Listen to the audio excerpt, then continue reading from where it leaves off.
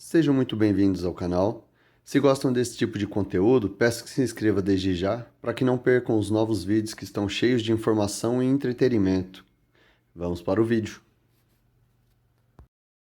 No nosso podcast, a gente fala de empreendedorismo, negócios e desenvolvimento pessoal. E eu acho que isso é uma das grandes coisas que eu sempre falo, né? Meus grandes bordões. Quando você tá bem no seu corpo, isso quer dizer que você tá bem, você tá se alimentando bem, você tá treinando bem, você tá funcional, você geralmente performa melhor também nos negócios. Você tem uma performance melhor. Eu imagino que isso é uma das coisas que você trabalha lá também, principalmente. Bastante, né? E isso não só para pessoas comuns, mas eu sempre fiz muito preparo de ator, de atriz. Então, que também precisa do quê? Memorizar um calhamaço desse tamanho de um dia pro outro, né? Na sua opinião, tem alimentos que desfavorecem isso? Total. Olha Memória. aí, ó, viu? Total, atenção aí, Atenção. gente.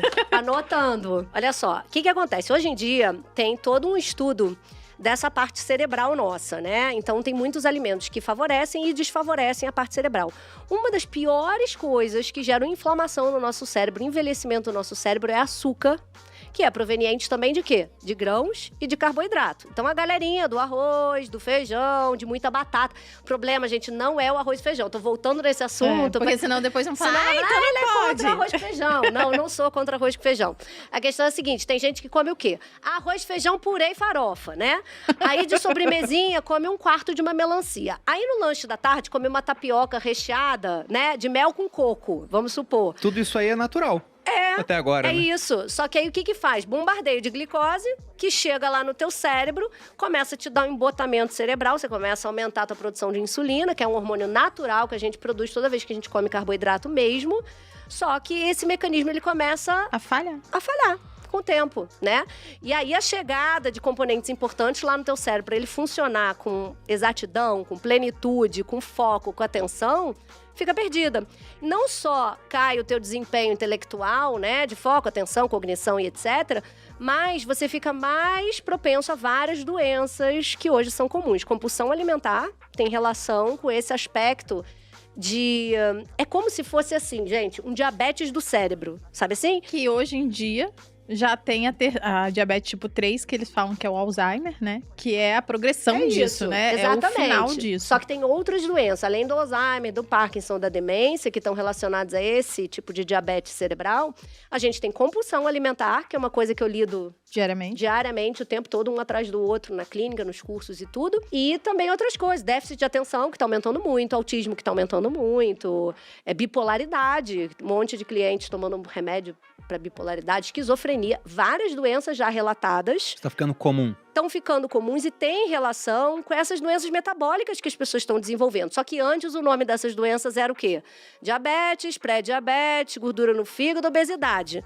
Agora são as doenças cerebrais e emocionais, mas que a origem é toda a mesma, a alimentação errada, né? Então, a pessoa que escolhe o carboidrato, é legal, o carboidrato tem o seu valor, obviamente ele não precisa ser excluído da alimentação, mas hoje o que está mais em voga para tratar todos esses problemas cerebrais é uma dieta com conteúdo de gordura mais alto. Curiosidade, mesmo antes de eu entrar na vida do Bruno e ajudar ele a se alimentar melhor, ele já era uma pessoa extremamente carnívora.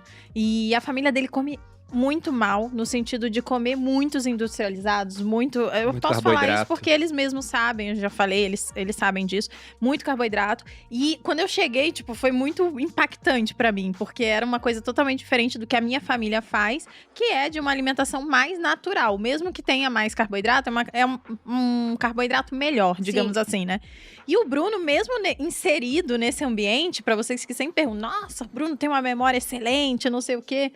Não sei se é coincidência ou não, mas ele sempre foi uma pessoa que comeu menos carboidrato. Sempre. Não é verdade, amor? Exceto Sim. o açúcar. Não, é porque naturalmente na minha alimentação eu também colocava mais proteína. Aí ficava saciado mais rápido, comia menos comia carboidrato. menos do Mas a resto. minha família era pão de manhã, pão no final da tarde, no almoço, a maioria, arroz com feijão, com uma farofa, E um monte de batata. carbo e uma proteínazinha desse tamanho, porque carne é cara. Aí eu comia bastante carne e meu avô falava, nossa, muita carne. É o que eu gostava, né? Não que ele deixasse de comprar. Mas essa é a realidade tinha sempre a de muita carne gente. ali, Tá dando um mas ele prejuízo. mesmo, ele, talvez até para que eu pudesse comer mais carne, ele comia menos. Então, no final das contas, eu era a pessoa que tinha maior aporte proteico ali e os outros acabavam comendo mais carboidrato. Ah, E é então curioso a culpa é isso. sua, né, amor? Acaba sendo culpa minha. Mas é curioso isso, porque você deu um exemplo muito bom. Você pegou uma série de alimentos e todos estão presentes na natureza. Pô, o cara olha, nossa, mel, açúcar é ruim, mas o mel é natural, né?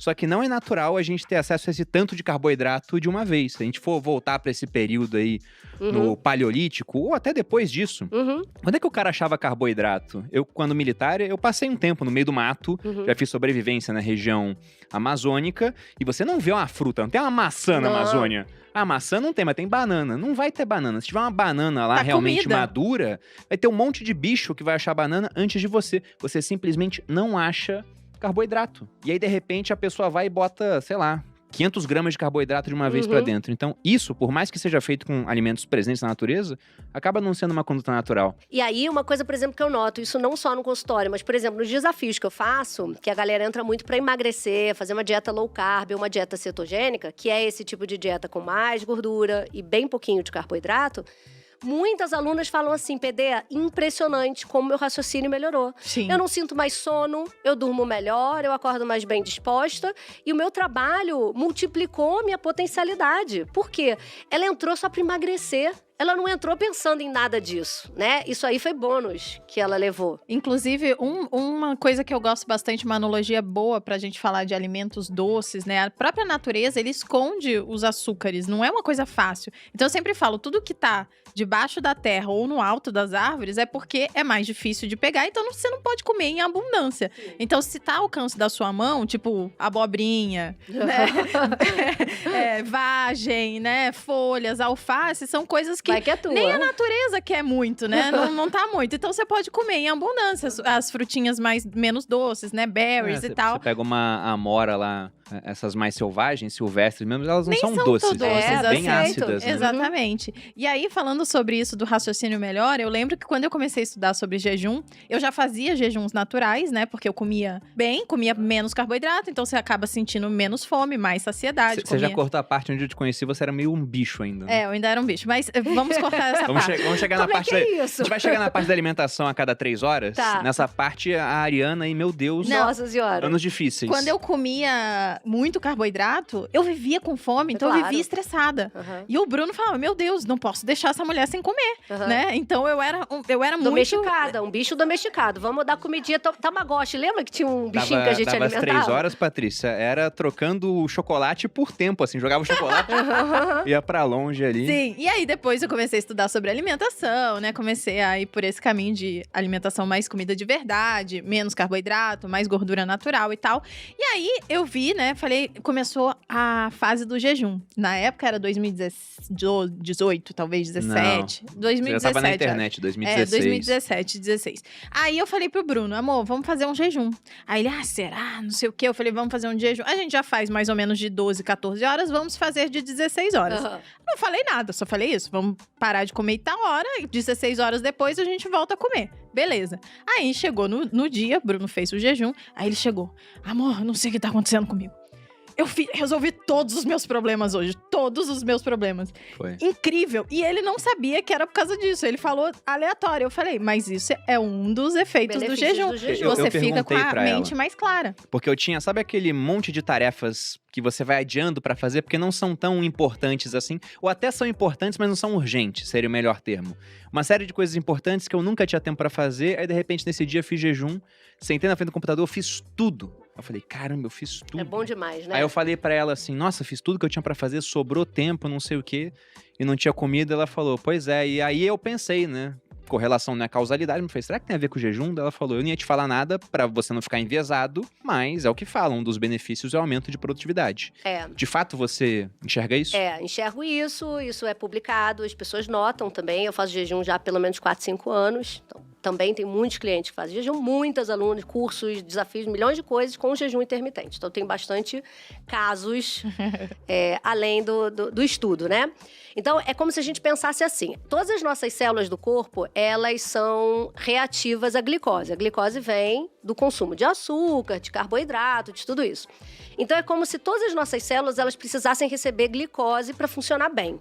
E aí, o que você faz? Como é que é o hábito nosso? É de 3 em 3 horas alimentar com alguma fonte de glicose o nosso cérebro, o nosso músculo, o nosso corpo como um todo. Então, a gente vai acostumado a isso. É maravilhoso para quem é acionista de indústria alimentícia, né? Exato. Que a gente vai movimentando essa indústria. Mas aí vai movimentando o consultório dos nutricionistas, né? Dos endocrinologistas, nutrólogos. E as farmacêuticas. Cheio de gente assim. É maravilhoso pro capitalismo, né? Vamos botar assim, né? Na verdade Não acabemos com isso, por favor. Temos 3 clínicas para sobreviver, né? Mas vamos lá. O que a gente tem que fazer? A gente tem que, de alguma maneira, fazer essas células dizerem o seguinte: não, eu não quero mais receber isso, então eu tenho que privar o meu corpo de ficar recebendo isso de 3 em 3 horas. E ele vai achar o quê? Uma fonte alternativa. Só que ao invés de ser uma gasolina normal, é uma gasolina aditivada. Na verdade, o nosso corpo funciona melhor com esse combustível. Só que se a gente não der a oportunidade de usar esse combustível, você não vai nunca perceber. Também, né? O que está aprendido ali é que a glicose é o que vai te trazer energia. Tanto é que a gente chamava antigamente carboidratos de alimentos energéticos, né? Por quê? Porque a partir dele eu vou ter energia. Então, quando eu privo o meu corpo de receber essa energia por essa fonte e dou outra fonte, que é a casa da banha, é a gordurinha que a gente tem, é a gordura da alimentação que a gente tem, o cérebro performa com uma outra velocidade. Você recebeu a gasolina aditivada que você precisava, só que para você conseguir entrar nesse modo automático de utilização dessa gasolina aditivada, você precisou largar a gasolina comum.